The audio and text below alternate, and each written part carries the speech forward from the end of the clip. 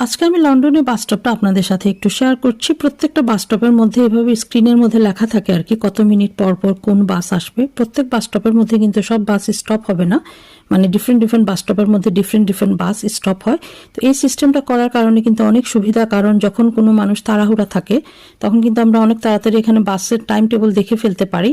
তো এটা অনেক বেশি সুবিধাজনক আমি মনে করি। আর এই যে অনেক বেশি রোদ উঠেছে, কিন্তু খুব বেশি গরম পড়েছে। আর আমি বলেছিলাম যে লন্ডনের বাসগুলো প্রত্যেকটা বাসের কালার রেড হয়, মানে প্রত্যেকটা বাসের কালারই রেড।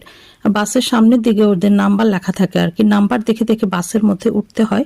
এই যে বাসের মধ্যে নাম্বার লেখা আছে আর বাসটা কোথায় যাবে ঠিক সেই জায়গাটার নাম লেখা থাকে। পেছনের দরজা দিয়ে নামতে হয় আর সামনের দরজা দিয়ে উঠতে হয় আর কি। তো যারা লন্ডনে বাস ইউজ করেন তাদেরকে একটা কার্ড ইউজ করতে হয়, সেই কার্ডের নাম হচ্ছে ওয়েস্টার কার্ড।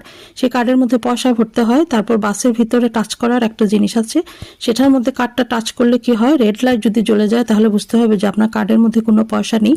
তখন আপনাকে বাস স্টপ মানে বাসের মধ্যে ড্রাইভার আর ঢুকতে দেবে না আর কি। আপনাকে আবার পুনরায় মানে পয়সা ভরতে হবে কার্ডের মধ্যে।